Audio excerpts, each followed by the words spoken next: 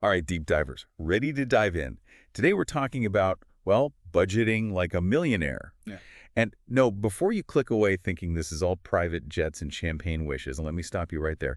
We're actually looking at this article, Budget Like a Millionaire, 7 Money Habits That Work. And it's full of, honestly, surprisingly practical advice. We're talking habits for, well, really anyone, no matter what you earn, which I think is what makes it so interesting, right? Absolutely, yeah. The thing that really struck me was how, for the most part, millionaires, they treat money like a tool. They've got this laser focus on their financial goals, and every dollar they spend, it's guided by those goals. So it's less about pinching pennies and more about being intentional with how you spend. And the article really digs into that whole setting clear financial goal thing. Not just, oh, I wish I was rich, but actually defining what that looks like for you. Paying off that student loan, finally buying a place, maybe even early retirement, gets you thinking, what does your ideal financial picture actually look like? That's the million-dollar question, isn't it? And the article, it actually says even millionaires, the people rolling in dough, they still stick to budgets. Wait, are you serious? Millionaires using budgets. That just blows my mind a little bit. I know, right? But it's not about restricting yourself. It's more about taking control.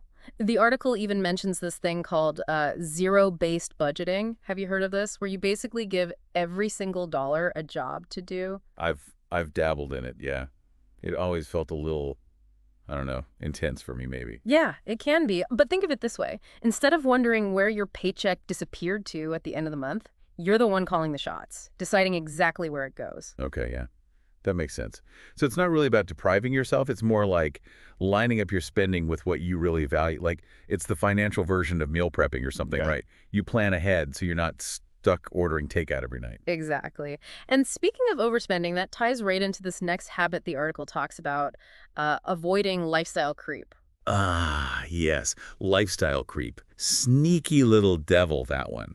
It's like, you get a raise and suddenly you're like, well, I deserve that fancy latte every single morning now. And a new car. Yeah. And a bigger apartment. Before you know it, you're earning more, but you're not actually any further ahead, really. What I found interesting is the article says a lot of millionaires actually live pretty modestly, driving used cars, not feeling the need to constantly upgrade to the latest and greatest, prioritizing experiences instead. You'd think with all that money they'd be living it up 2047. Maybe, but then again, maybe that mindset is part of what got them there in the first place. It's about resisting that urge to inflate your lifestyle every time you get a raise and instead staying focused on the big picture. Which, speaking of, brings us to the really exciting part, investing.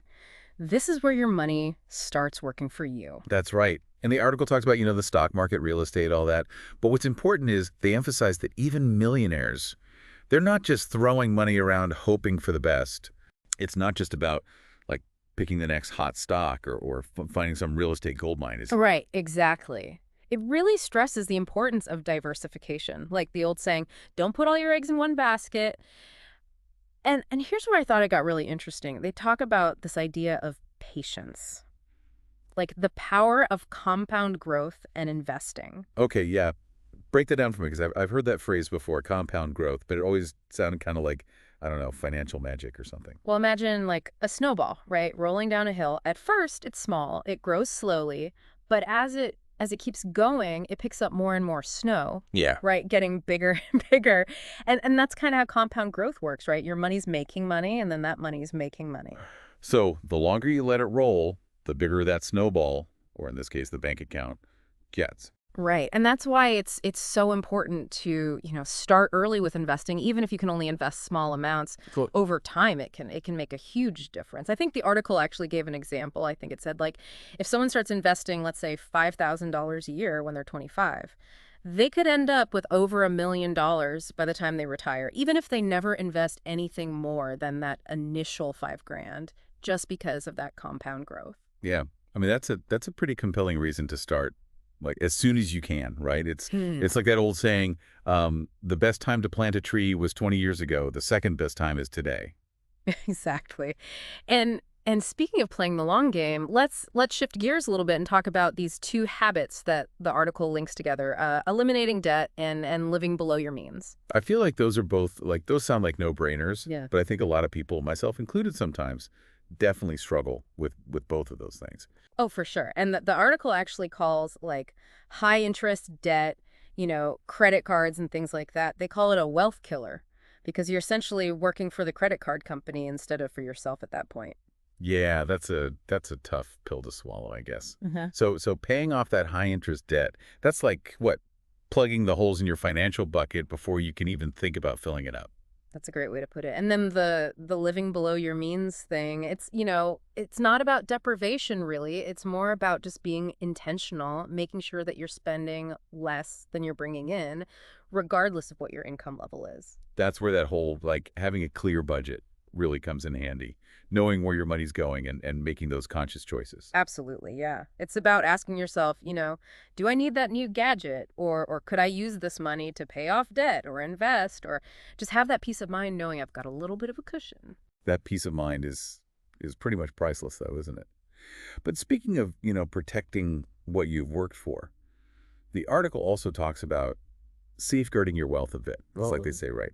It's not about how much you make, it's about how much you keep. 100%. And that's really where insurance comes in. The article talks about having enough, health insurance, life insurance, even like umbrella insurance, just to be prepared, those what if moments that could really set you back. Yeah, it's like having that safety net, financially speaking, right? Yeah. So you're not scrambling if something unexpected happens. Exactly. And then for people with, I guess, more complicated finances, they even talk about setting up trusts, as a way to like protect and manage your assets, maybe even pass things down to your kids or grandkids one day. Trusts. See, I always thought those were like a super rich people thing. Well, they can be really helpful for sure, especially with like estate planning and, not losing a bunch of money to taxes, but definitely like something to talk to a financial advisor about, see if it's right for your situation. Totally. Having the right tools and strategies, right?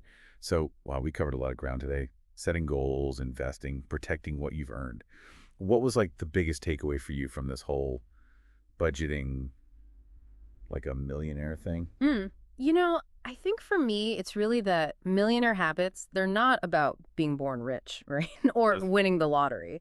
It's more about discipline, being consistent, making smart choices with your money. That's a mindset anyone can work on. Absolutely. Taking control of your money, no matter where you're starting from, which honestly is kind of empowering when you think about it. Right. Because it's not, just about the number in your bank account.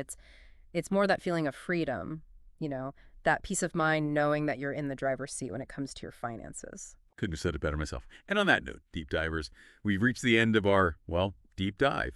Hope this got you thinking, maybe even inspired you to embrace a few millionaire habits of your own. Remember, even small changes can add up to big results over time. Until next time, keep exploring, keep learning, and keep diving deep with us.